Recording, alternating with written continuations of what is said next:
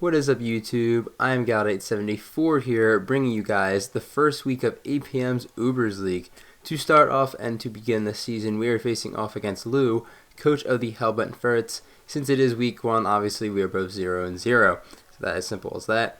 It is week 1 of the fun league. I'm actually really excited about that. We are the defending champions of this league, so hopefully we can try and repeat there. If you missed my draft analysis, it was my second last video that I have uploaded on the channel. It explains my team in full detail if you want to go take a look at that, because I won't really be explaining it too much in this video, but it will be on screen, of course. I have fought Lou in the past, and we have actually fought Lou twice and won both times. Lou is an admin in the APM server and is a great person, so I'm really excited for this overall. This video is going to be pretty rushed, so I do apologize to you guys. It is finals week, and most of it's over at this point, but it's Wednesday as I'm recording this, and it's supposed to go up on Wednesday, so we'll see how that goes. The team build slides particularly are what is probably not going to be too hot, if there even is any this week, so I do apologize for that. But with all that being said, let's go and break down the matchup for this week. So my opponent Lou this week has a team consisting of Mega Lucario, Darkrai, Tapu Lele, Hydreigon, Gengar Z-moves, Rotom Wash, Snorlax, Ninetales, Charizard that can Dynamax, Vileplume, and Vivillon. Now I expect my opponent to bring consist of Mega Lucario, Darkrai, Tapu Lele, Gengar, Rotom Wash, and Snorlax. Before I get into anything, I did highlight the Ubers that my opponent has. I'm going to be doing that each week. Most people actually do have 2 Ubers. In this case, it's Mega Lucario and Darkrai. I actually only have 1. I have Ho-Oh. But I do have Mega Scizor I just put up there just to kind of for show there. I personally do love my team even though I only have 1 Uber. Second off, you cannot Mega Evolve, use a Z-move, and Dynamax in the same game. You can only do 1. So I just wanted to emphasize that. I won't emphasize that every week, but just for this week and maybe next week, I'll want to say that.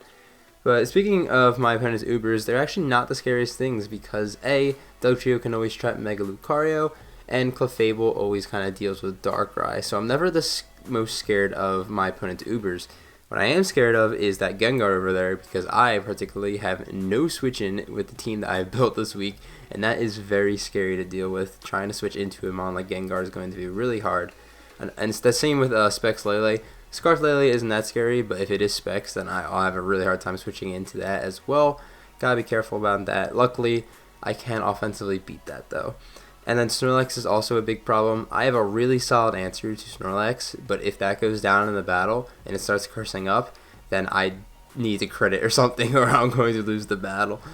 And that is really kind of the only threat on my opponent's team. My opponent doesn't have the scariest team in the entire world, especially because the biggest thing here, no hazards. My opponent does not have any types of hazards whatsoever, and flying spam is stupid free in this game, meaning that my Uber Ho-Oh has a fantastic matchup this week, and for whatever Ho-Oh can't beat, Dugtrio can probably take care of, which is absolutely amazing, and I feel like we're going to have a fun time using Ho-Oh this week.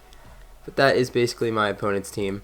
What I am bringing for my week 1 game against Lou consists of Dugtrio, Ho-Oh, Cofagrigus, Latios, Xurkitree, and Clefable. So as I mentioned earlier, there might not be team build slides this week. I do apologize here if there is nothing. But to begin off our team builder, we have Dugtrio. Dugtrio has enough speed to outspeed Mega Lucario. I have the Focus Sash because there's no hazards. It's really free in this matchup. And the moves I have are Stealth Rock, Earthquake, Rock Slide, and Reversal. This is mainly here to trap Mega Lucario and Gengar, as Mega Lucario cannot hold a Shed Shell and Earthquake always kills. I don't have to worry about my Sash being broken. And Gengar, unless it's something wacky or Shed Shell, I should be able to deal with it with Dugtrio fine. And those are the 2 main threats that Dugtrio are here to trap, because otherwise my whole team has a field day, because I did mention that I do not have good switch-ins to Gengar, but revenging it is very easy. Same with Mega Lucario. My switch-ins really aren't that great because it's a Mega Lucario, but if I can revenge it, then that's the good thing about my team here. I can also trap Ninetales and a few other things as well. Rock Slide is really good for other mons that I don't really trap, but if they want to stay in for whatever reason, I'll be cool with that, like Charizard and Vivillon, for example. And then Reversal for any point that I get down to 1 HP and I need to hit something hard, like the Hydreigon or Snorlax. And that is Dugtrio's moveset here. It's got a small role, but a really important role this week just to deal with the bigger threats on my opponent's side offensively. Next up is our win con is Ho-Oh. Ho-Oh has max attack, adamant nature, enough speed to outspeed max speed Darkrai because I have a choice scarf this week moves being a Sacred Fire, Brave Bird, Whirlwind, and Toxic. My opponent has one switch into this, and that is Rotom Wash. And once Rotom Wash is chipped down, which I plan on doing early game, Ho-Oh just clicks Brave Bird throughout this entire game. With a little bit of chip or rocks up a few times, it OHKOs everything on my opponent's team. Except for Snorlax. It is a 2-KO on Snorlax, but if that thing does start cursing up, then I can't quite beat it with Ho-Oh. But otherwise, again, rocks up or a little bit of chip on everything, and then Brave Bird just spam win, right? But that's all Ho-Oh's job this week. I have to break down Rotom Wash, and then Ho-Oh's going to come in and click Scarf Brave Bird and win the entire game. That is going to be Ho-Oh. Third up is Cofagrigus. Cofagrigus is holding the leftovers. Mixed bulk, moves being sub Iron Defense, Body Press, Shadow Ball. This is here for 2 Pokemon. It's an actual switch into Mega Lucario that's not boosted, and Snorlax. Snorlax, as I mentioned, was a big threat because if that thing does start cursing up, then I do not have a great way to deal with it. And I do understand that Darkest Lariat does ignore my Iron Defense boosts. However, it does not ignore the fact that Body Press gets double damage once I click Iron Defense. So I can click Iron Defense, and Body Press is going to be doing a lot of chip damage to my opponent. Even if I have the Darkest Lariat and I go down, it's going to be to a point where Snorlax is going to be at like 20%. And at that point, I can revenge it, even with a few curse boosts. And this is just really here just for that Snorlax. And if it doesn't come, then Cofagrigus is almost worthless at this point. Shadow Ball is kind of nice. Ghost and Fighting coverage is just really good in general because it hits everything neutrally. So I'm going to keep that useful information for the back of my mind. And that is Cofagrigus. Fourth up is going to be Latios. This was kind of a throw-in mod on the team. I didn't really know what to put in the slot. It is Assault Vest with the moves Side Shock, Shadow Ball, Energy Ball, and Hidden Power Rock. I did have Dragon Pulse initially, but I felt like I could deal with Hydreigon in other ways, and I felt like the Energy Ball would be a nice neutral play for a few mons on his team, so I decided to go that route in the end here. This is my main switch into stuff like Rotom Wash, his entire Sun Core, as he does have a Sun Core of Ninetales, Charizard, and Vileplume, which is a little bit threatening. It's not the most scariest thing in the world, but I don't want to ignore it in prep. And Latios can deal with all those mons quite easily. And finally, it's a switch into a special Mega Lucario. I really don't feel like it's going to be special, but if it is for whatever reason, Latios can somewhat deal with that. So that's pretty cool. I can also take hits from Hydreigon and Darkrai unless they are specs, which, they could be, but I do not expect them to be. And if they are, I have other switch-ins to that too, like Clefable. So that's Latios. Fifth up is our breaker of the week. We have Xurkitree. This is specs Xurkitree with Volt Switch, Thunderbolt, Dazzling Gleam, and Hidden Power Fire. My opponent does not have a ground type on their team, so that means immediately that Xurkitree looks amazing here. I don't think Scarf's that good just because the speed tiers are there, and I already have a Scarf Ho-Oh on the team. I didn't want to duel on Scarf, so I decided to go the breaking route because Xurkitree can come in. It usually can take any one hit and then just kill something. I know Snorlax can come in, but Snorlax still doesn't want to take a Specs Thunderbolt from a Xurkitree because this thing just hits stupid hard. Same with Vileplume. I can also Volt Switch around if I really want to, which I do expect myself to do if I use Xurkitree really early. But yeah, that is Xurkitree's job, just to break early. It's probably going to go down early, but I'm cool with that. And to break down that Rotom Wash too. That's another note. I have this to break that. And then finally we have Clefable. This is a Spadef Clefable with Berry, moves being Calm Mind, Moonblast, Moonlight, and Teleport.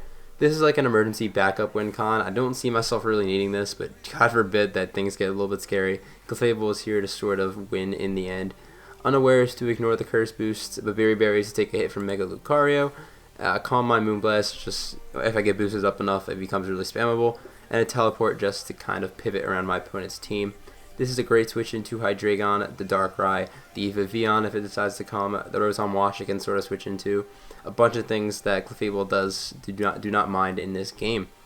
And that is Clefable, and that is the squad we are rocking out with this week. Again, I apologize if I sound rushed. I just had to throw something together here. Not the team, but just the recording real quick. Really excited to use Ho. I really feel like it's going to put in a bunch of work this game. And same with Dugtrio. I've never really used trapping outside of Magnet-Pool, so this is going to be a new experience. But with all that being said, let's head over to Pokemon Showdown and let's watch the battle. Alright, we are here on Pokemon Showdown, and my opponent brought an absolutely different team than I was expecting. There's no Tapu Lele, no Hydreigon, no Gengar on my screen. I'm very happy to see none of that there. There is a Vivillon, and there's a Charizard without Sun there, which really threw me off. It's probably not going to be able to Dynamax, so I'm not sure what the thing is here, but, whatever. We're going to lead off with Xurkitree. I'm just going to click a button. Turn 1, first turn of the season, Lou misses Hydro Pump. That is really unfortunate. That would have been that damage on Xurkitree would have been really nice for Lou later on, but now my Xurkitree's at full health. It was never gonna kill, and that Volt Switch damage was always gonna go off. So like there's something there, but still, I'm sorry for the miss. That really sucks. I go on the Latios just because I'm not sure if that Rotom was Scarf, and if it was Scarf, I don't want to switch into Hydro Pump the next turn. But it revealed leftovers there. Snorlax comes out, and then I have to come out in the Cofagrigus. It's my main way to deal with it. It is the curse set, a very scary set, and it keeps cursing up. This is getting a little bit scary, turn 4 already, but I am going to Body Press this turn. It does 59%. That did a lot more than I thought, and after I saw that damage, I was like, okay, I'm fine, to be honest. My opponent does another curse. I should live this Darkest Lariat, as Body Press is going to come out. It's not going to do too much. And Snorlax actually has Earthquake, so it probably doesn't even have Darkest Lariat, and that does basically nothing. So now, seeing that, I know that Cofagrigus can always deal with the Snorlax quite easily. Vivillon comes out. If this thing has Sash, it no longer has Sash, which is nice. I'm going to go into my Clefable, expecting like a Sleep Powder or something like that, because I don't really mind my Clefable going to sleep yet, as it does. And because I did this, now I can double back out into Ho-Oh, because my opponent can't click Sleep Powder. However, they go on to Darkrai, and this is fine with me. It's not the most comfortable position, but it's fine. I do a shit ton to it, as actually they're going to go for Thunder, and I'm crossing my fingers I don't get paralyzed, and I don't, which is great. And I'm just going to click Brave Bird again and claim a kill now, as Rotom Wash is going to be sacked off to the Ho-Oh. So turn 11, Rotom Wash goes down. We're in a really good position. Vivillon comes out here. I know the recoil won't kill me, so I'm just going to click Brave Bird, as they're actually Scarf, and they click Hurricane and kill me. This Vivillon just killed my Ho-Oh, and that is absolutely huge. That caught me off guard like crazy, and now because that happened, Darkrai and Lucario look a lot scarier. Luckily for me, Xurkitree can come in and claim a kill, as now Snorlax is going to be sacked off, as Xurkitree gets a Beast Boost, but I'm going to be switching out. I'm going to Cofagrigus because I just knocked out Snorlax. It's not doing too much here. And I know I can live any one hit from that Darkrai unless it is Specs, which I do want to learn if it is or not, as it comes in and kills me. So I'm just like, oh no. This is really big because Dugtrio cannot kill. Well, Dugtrio is slower than the Darkrai, and I don't want to waste my Sash on it. So I need to like live a hit with Clefable in order to deal with this Darkrai at this point. And that is very scary. I don't mind Charizard coming in to burn a turn of sleep because I always have a free switch into Latios here, as the Charizard is actually just going to go for Sunny Day, and I'm just like, okay. If they want to Dynamax, they can't Mega Evolve Lucario, and I'll be okay with that. I go for In-Power Rock, and I just kill it. I'm like, alright, that's completely fine with me, to be completely honest. As now I'm expecting Darkrai to come out, as actually Vivillon comes out. I am Assault Vest, and I know I can live this Bug Buzz. I live it very easily, and I'm just going to knock this out with In-Power Rock as well. So all of a sudden, things are looking a little bit better here, as Charizard and Vivillon go down. And now the Darkrai comes out. I don't need Latios anymore, as I'm actually faster than this thing, and I knock it out, and Latios is running house right now. I'm not sure why I was faster there. It doesn't really matter at this point, because I feel like I have too many sacks, as Dugtrio can beat the Mega Lucario here.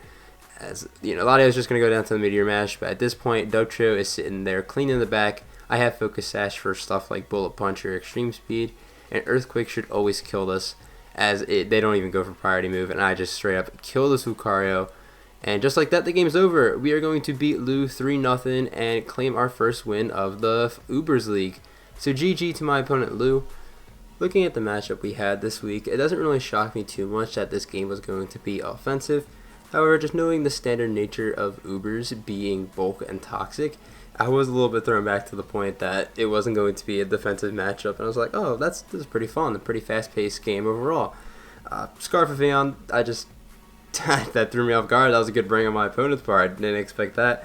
Latios put in a bunch of overtime for this game, considering it was kind of just a throw-on mon to switch into a few things, and I'm really happy with the way it went on. Latios and Latias just really shock me all the time, just of how surprisingly good they are, even though I'm not the biggest fan of like the typing they are, but I know it is pretty good. And I was pretty happy with overall how this game went. So GG again to my opponent Lou. We are going to start off the season 1-0, which is always a good thing to start off on. Next week we do face off against George, and probably going to be one of the scariest games we have all season, because George is a really good battler, and the Uber of next week is what George has is Xerneas. Xerneas is not able to Geomancy, but it's still a freaking Xerneas, and it is going to hit insanely hard with those Moon Blasts, and that is going to be the big threat we have to go up against next week. That is next week's battle. Thank you guys for watching so much. If you enjoyed the video, please leave a like. If you like Pokemon Draft League content, consider subscribing to the channel. I'm going to head out of here. Have a fantastic day, YouTube.